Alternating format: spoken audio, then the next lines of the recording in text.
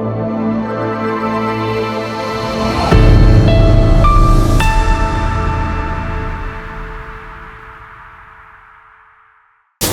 The lord. ప్రభునందు ప్రియులారా, బాగున్నారా?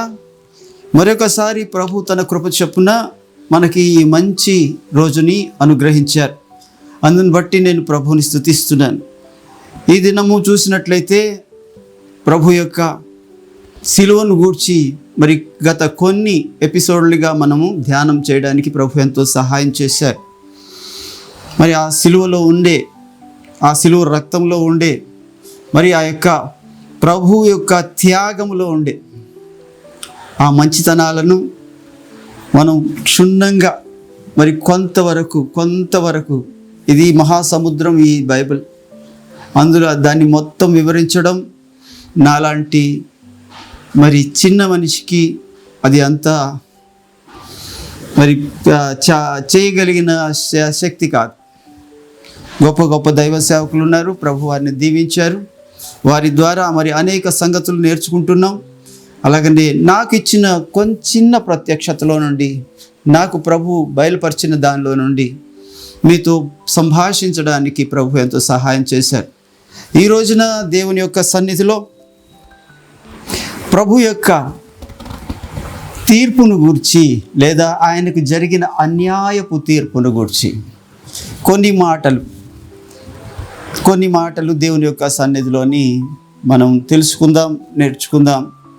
అందులోని ప్రభు మనకి దాచి ఉంచిన ప్రత్యక్షత ఏదో దానిని ప్రభు సన్నిధిలో ఆయన వాక్యపు వెలుగులో మరి చూద్దామండి. చూసినట్లయితే యెషయా గ్రంథము 53వ అధ్యాయము 8వ చరణములో ఇలా రాసింది: అన్యాయపు తీర్పు నొందినవాడై అతడు కొనిపోబడెను, అతడు తన జనుల అతిక్రమమును బట్టి మొత్తబడెను గదా. సజీవుల భూమిలో నుండి అతడు కొట్టివేయబడెను, అయినను అతని తరము వారిలో ఈ సంగతిని ఆలోచించు వారెవరునూ లేరు. దేవుడి పరిశుద్ధ లేఖనము ద్వారా పరిశుద్ధాత్మ దేవుడు మనతో మాట్లాడును గాక. దేవుని యొక్క వాక్యం చెప్తుంది, అన్యాయపు తీర్పు పొందినవాడై అతడు కొనిపోబడెను. మరి చివరి మాట ఏంటంటే, అయినను అతని తరములో ఈ సంగతి ఆలోచించు వారు ఎవరునూ లేరు. ఆయన అన్యాయపు తీర్పు పొందాడంట. దానిని గురించి ఇంత మంచివాడికి ఇంత అన్యాయం జరుగుతుందే అని ఆలోచించే వాళ్ళు ఆ తరములో ఒక్కరు కూడా లేరంట. చూసారా, ఒక మంచోడికి అన్యాయం జరిగినా పట్టించుకోరు. కానీ అదే ఒక గూండాకో, ఒక చెడ్డవాడికో, ఒక పాపికో ఏదైనా జరిగితే లోకమంతా పట్టించుకుంటుంది.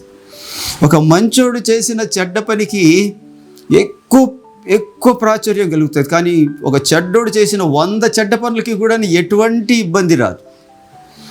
కానీ ఇక్కడ దేవుడు మంచోడు, యేసుక్రీస్తు ప్రభు మంచోడు, ప్రేమ కలిగిన వాడు. ఆ ప్రేమ కలిగిన వాడికి ఇక్కడ ఏం జరుగుతుందంటే అన్యాయపు తీర్పు జరుగుతుంది అని యెషయా భక్తుడు యేసు ప్రభు కంటే ముందే ప్రవచన రూపంగా ఇక్కడ ఈ యొక్క వాక్యాన్ని మన కోసం వ్రాసించాడండి.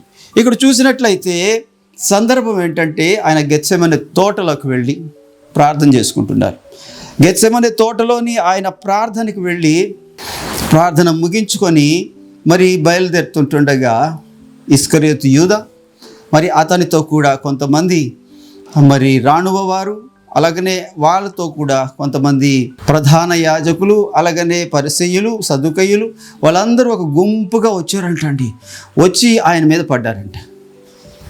పడితే ఎవరు మీరు, ఏంటి సంగతి అంటే, ఈ యూదా ముందుగానే చెప్పాడు, నేను ఎవరికైతే వెళ్ళి ముద్దు పెడతాను, ఎవరినైతే నేను బోధకుడా నీకు సమాధానము అని ఎవరినైతే నేను పలకరిస్తానో అతనే యేసు అని ముందుగానే వీళ్ళకి ఒక సూచన చెప్పున్నాడు. కాబట్టి ఆ సూచన ప్రకారంగా యేసు ప్రభు దగ్గరికి వెళ్ళి మరి ఆయనను మెడ మీద ముద్దు పెట్టుకున్నాడు. ఎప్పుడైతే మెడ మీద ముద్దు పట్టుకున్నాడో వీళ్ళందరూ గుంపుగా దగ్గరికి వచ్చారు. వచ్చి ఆయన్ని బంధించారు. బంధించి, ఇదిగో దేవుని యొక్క వాక్యం చెప్తుంది, ఆయనను బంధించి తీసుకొని వెళ్ళారంట. ఆ సాయంత్రమే తీసుకొని వెళ్ళిపోయారు. ఆ రాత్రంతా మరి 6 సార్లు విచారణ జరిగిందంట అండి. 6 సార్లు విచారణ చేశారంట. ఈ 6 సార్లు విచారణలో 3 సార్లు యూదుల దగ్గర, 3 సార్లు రోమియోల దగ్గర ఆయనకి విచారణ జరిగింది. ఆ విచారణ ఎంత అన్యాయంగా జరిగిందో ఇక్కడ దేవుని యొక్క వాక్యంలో మనకి కనబడుతుంది. మొదటిగా యూదుల దగ్గరికి తీసుకెళ్ళారు. యూదుల దగ్గరికి తీసుకెళ్ళినప్పుడు ఈ విచారణ ఎలా జరుగుతుంది అని అంటే, న్యాయశాస్త్ర ప్రకారంగా జరగట్లేదు, ధర్మశాస్త్ర ప్రకారంగా జరగట్లేదు. మరి ఎలా జరుగుతుంది అంటే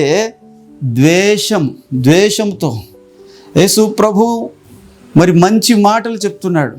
యేసు ప్రభు ఆ కాలంలో ఎంతోమందిని స్వస్థపరుస్తున్నాడు. ఇగో బాధలతో వచ్చిన వారిని ఆదరిస్తూ ఉన్నాడు. ఏ ఆదరణ లేక కొట్టబడుతున్న వారిని మరి చేరదీసి వారిని మరి బలపరుస్తున్నాడు. తన మాటల చేత వారిని స్థిరపరుస్తున్నాడు. ఎన్నో మంచి పనులు చేస్తున్నాడు. ఇప్పటికీ ఆయన అదే చేస్తూ ఉన్నాడు తన సేవకుల ద్వారా.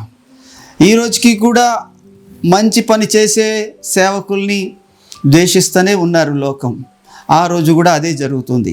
ఇక్కడ చూసినట్లయితే దేవుని యొక్క వాక్యములో మరి ఆయనకు ద్వేషముతో తీసుకెళ్ళి అప్పగించారే. ఆయన తప్పు చేశాడని అప్పగించలేదు, కానీ ద్వేషముతో కుట్ర చేసి లంచమిచ్చి ఆయనను పట్టుకున్నారంట. ఆయన తప్పు చేయలేదండి. ఆయన నోట ఏ కపటము లేదని వాక్యం చెప్తుంది. ఆయన పాపం ఎరుగని వాడండి. తిరిగి ఆయన మన పాపములను క్షమించడానికి, మన పాపములు భరించడానికి, మన పాపములు పరిహరించడానికి వచ్చిన దేవుని గొర్రెపిల్ల అండి ఆయన. అలాంటి దేవుని గొర్రెపిల్లను మరి అన్యాయంగా బంధించారు. అది బంధించే సమయం కాదు. నేరస్తుడైతే బంధించవచ్చు, కానీ ఈయన నేరస్తుడు కాదు. ఏ నేరము చేసి ఉండలేదు. ఆయన బంధించి ఆ రాత్రే వాళ్ళు మరి 6 స్థలాల్లో ఆయనకు విచారణ చేశారంట. ఈ 6 స్థలాల్లో మొదటి 3 స్థలాలు యూదుల దగ్గర, అంటే తన సొంత జనాంగం దగ్గర.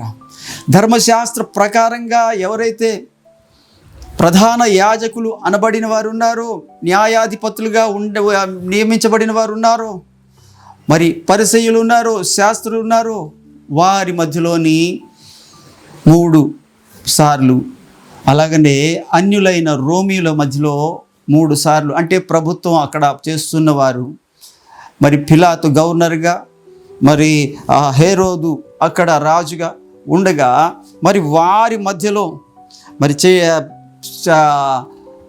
తీర్పు తీర్చబడడానికి ఆయనని ఒకే రాత్రి 6 స్థలాల్లో తీసుకెళ్ళాడు. మొదటిగా చూసినట్లయితే యోహాను సువార్త 18వ అధ్యాయంలోని 12వ వచనం, అంతటా సైనికులు సహస్రాధిపతియు యూదులు బంట్రోతులను యేసును పట్టుకొని ఆయనను బంధించి మొదట అన్న యొద్దకు ఆయనను తీసుకొని పోయిరి. ఆ సంవత్సరము అతడు ప్రధాన యాజకుడైన కయపకు మామ. కయప 1 సంవత్సరం ఒక మనుష్యుడు ప్రజల కొరకు చనిపోవుట ప్రయోజనకరమని యూదులకు ఆలోచన చెప్పినవాడు. ఈయన ఎవరు అంటే, ఈ యొక్క అన్న అనేవాడు ఎవరని అంటే, ఆ సంవత్సరము ప్రధాన యాజకుడిగా ఉన్న కయప అనే వ్యక్తికి మరి మామ అంటండి. అంటే ఆయన అల్లుడు, ఈయన మామ. ఈయన దగ్గరికి ఎందుకు తీసుకెళ్లారో, ప్రధాన యాజకుడు అక్కడ మరి ఆయన తీర్పు తీర్చవలసి ఉండగా మరి వాళ్ళ మాంగారి దగ్గర తీసుకెళ్ళారంట. తర్వాత ఆ రాత్రే చూడండి 22వ వచనంలో అక్కడ ఆయన ఈ మాటలు చెప్పినప్పుడు దగ్గర నిలిచి ఉన్న బంట్రోతులలో ఒకడు ప్రధాన యాజకునికి ఇలాగ ఉత్తరం ఇచ్చుచున్నావా అని చెప్పి యేసుని అరచేతులతో కొట్టెను. అక్కడ ఆ అన్న అనే ఆ యొక్క ప్రధాన యాజకుడు లేక ప్రధాన యాజకుని మామ, ఈయన కూడా యాజకుల్లో ఒకడు. మరి ఆయనకి ఎదురు చెప్పాడంట, ఏంటి నన్ను ఇలాగ తీసుకొని వచ్చారు? ఎప్పుడైతే ఆయనతో మాట్లాడడానికి, సమాధానం చెప్పడానికి ప్రభు నోరు తెరిచారో వెంటనే కొట్టారంటండి ప్రభుని. ఏ విచారణ చేయలేదు, ఇంకా ఏ నేరము రుజువు కాలేదు, ఇంకా ఆయనను కొట్టడానికి చెయ్యెత్తారు. ఆలోచన చేయండి.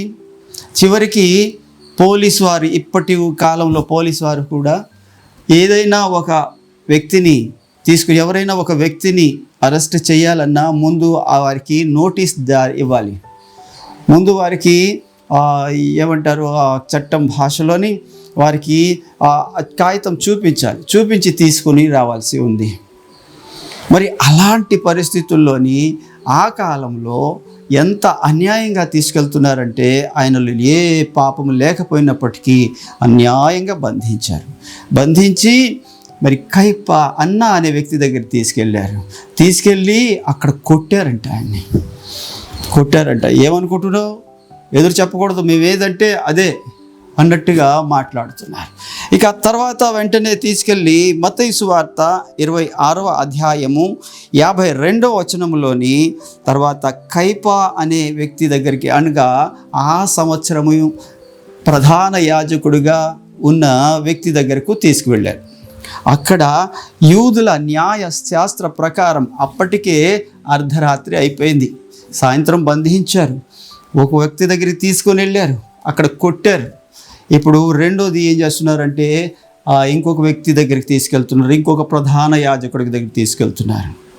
ఇక్కడ కూడా ఏం జరుగుతుంది అని అంటే, అర్ధరాత్రి ఏ కోర్టు రాత్రులు పనిచేయదు ప్రపంచంలో, ఏ కోర్టులు రాత్రులు పనిచేయవు ప్రపంచంలో. ఇక్కడ అన్యాయపు తీర్పు చూడండి. ఎలాగైనా ఆయన్ని చంపేయాలని ఒకే ఒక ఆలోచన కలిగి ఉండడం వల్ల, మరి ఇక్కడ చూసినట్లయితే మరి ఆయన చంపాలన్న ఆశతో ఉన్నారు కాబట్టి ధర్మశాస్త్రాన్ని పట్టించుకోవట్లేదు,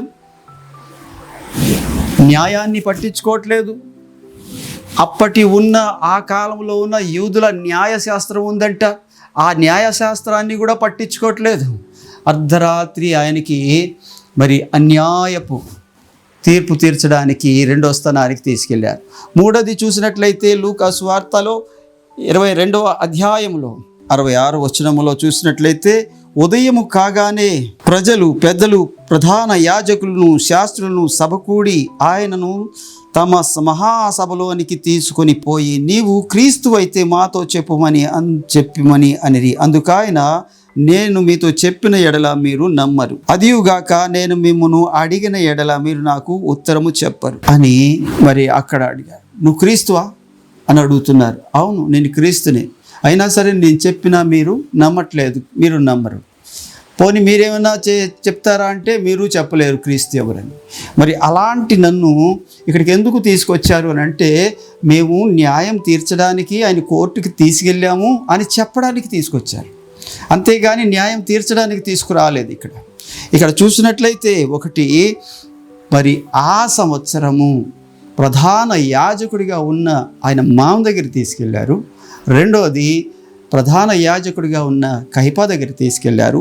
మూడవది మహాసభ దగ్గరికి, సెన్హెడ్రీన్ అనే మహాసభ దగ్గరికి తీసుకెళ్లారు.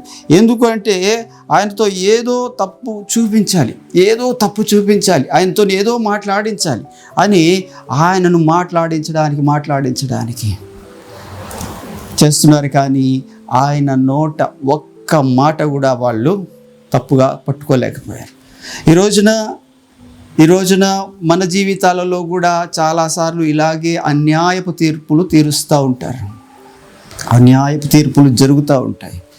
కానీ ఒక్కటి గుర్తుపెట్టుకో, ఈ రోజున నీకు అన్యాయం జరిగినా సరే దేవుడు అన్యాయస్తుడు కాదు, ఆయన నీకు న్యాయం చేసే దేవుడుగా ఉన్నాడు. ఈ రోజున నీకు అన్యాయం చేసేవాళ్ళు వాళ్ళ మాట నెగ్గించుకోవచ్చు. పదవి వలన కానీ, ధనం వల్ల కానీ, మరి వారికి ఉన్న పలుకుబడి వల్ల కానీ ఎలాగైనా సరే తమ మాట నెగ్గించుకోవచ్చు. కానీ దేవుడు కలకాలము మరి కునుకడు, నిద్రపోడు. నిన్ను కాపాడేవాడు కునుకడు, నిద్రపోడు. ఆయన ఒకానొక దినమున నీ నిర్దోషత్వాన్ని, నీ యొక్క న్యాయాన్ని ఆయన తప్పకుండా వెల్లడిపరుస్తాడు. ఇక్కడ యేసు ప్రభు దగ్గరికి మరి 3 స్థలాలకు వెళ్ళినా సరే కేవలము మాత్రపు విచారణ చేస్తున్నారే కానీ నిజమైన విచారణ చేయట్లేదు. వాళ్ళకి అది లేదు ముందు మనసులోని, వాళ్ళ హృదయాల్లోని ఆయనకి న్యాయం చేద్దామన్న ఆలోచన లేదు. ఎలాగైనా తప్పు పట్టి ఆయన్ని చంపించాలని ఏకగ్రీవంగా వారందరూ మరి పట్టుపట్టి ఉన్నారంట. తర్వాత వీళ్ళు విచారణ అయితే చేయగలరు కానీ శిక్ష వేసే అధికారం వీళ్ళ దగ్గర లేదు. ఎందుకంటే ప్రభుత్వం రోమియోలది. ఇక్కడ దేవుని యొక్క సన్నిధిలోని రోమియోల దగ్గరికి ఇక్కడ తీసుకెళ్తున్నారు. మొదటిగా యోహాను సువార్త 18వ అధ్యాయములో 28వ వచనం చూసినప్పుడు, వారు కైపా యొద్ద నుండి అధికార మందిరమునకు యేసును తీసుకొని పోయిరి. అప్పుడు ఉదయమాయను గనుక వారు మైలు పడకుండా పస్కాను భుజింపవలని అధికార మందిరంలోనికి వెళ్ళలేదు. కైపా యొద్ద దగ్గర నుంచి మరి ఇప్పుడు ఎక్కడికి వచ్చారంటే అధికారం కలిగిన వాళ్ళు కూర్చుండే మందిరము లేదా మరి అధికార మందిరం అనబడే పిలాతు దగ్గరికి తీసుకొచ్చారండి. అక్కడ గవర్నర్ దగ్గరికి తీసుకొచ్చారు. ఆ గవర్నర్ గారు ఇప్పుడు ఆయనను రకరకాలుగా మాట్లాడారు. ఈ యొక్క యోహాను సువార్తలోని 18వ అధ్యాయం మీరు చదివినట్లయితే కాస్త కూర్చొని నెమ్మదిగా అక్కడ ఆయన పిలాతు అడుగుతున్నాడు. ఏమని అడుగుతున్నాడు అంటే 33వ వచనం, పిలాతు తిరిగి అధికార మందిరంలో ప్రవేశించి యేసుని పిలిపించి, యూదుల రాజువు నీవేనా అని ఆయనను అడుగగా, యేసు నీ అంతటా నీవే ఈ మాట అనుచున్నావా, లేక ఇతరులు నీతో నన్ను గూర్చి చెప్పిరా అని అడిగాను. అందుకు పిలాతు, నేను యూదుడనా ఏమి? నీ స్వజనమును ప్రధాన యాజకులను నిన్ను నాకు అప్పగించితిరి కదా, నీవేమి చేసితివి అని అడగా, యేసు నా రాజ్యము ఈ లోక సంబంధమైనది కాదు. నా రాజ్యము ఈ లోక సంబంధమైనదైతే నేను యూదులకు అప్పగింపబడకుండానట్లు నా సేవకులు పోరాడుదురు గాని నా రాజ్యము ఇహ సంబంధమైనది కాదు అనెను. అందుకు పిలాతు, నీవు రాజువా అని ఆయనను అడుగగా, యేసు నువ్వన్నట్టు నేను రాజునే. సత్యమును గూర్చి సాక్ష్యం ఇచ్చుటకు నేను పుట్టి తిని, ఇందు నిమిత్తమే ఈ లోకమునకు వచ్చి తిని అని సత్య సంబంధి అయిన ప్రతివాడును నా మాట వినును అని అనెను. చూసారా, అక్కడ ఈ పిలాతు అడుగుతున్న ప్రశ్నలు ఇవి. ఏమయ్యా, నువ్వు ఏం తప్పు చేశావు అంటే, నేనే తప్పు చేయలేదు. మరి మీ వాళ్ళు నాకు ఎందుకు అప్పగించారు అంటే, వాళ్ళని అడగండి. మరి నువ్వు రాజు అని చెప్పుకుంటున్నావంట. అవును, నేను రాజునే. అయితే ఎలాంటి రాజునంటే, సత్యమును గురించి సాక్ష్యం ఇచ్చుటకు నేను వచ్చిన రాజుని. నేను ఈ లోక సంబంధమైన రాజుని కాదు, నేను పరలోక సంబంధమైన రాజుని. నేను రాజులకు రాజుని అని ప్రభు చెప్తున్నారు.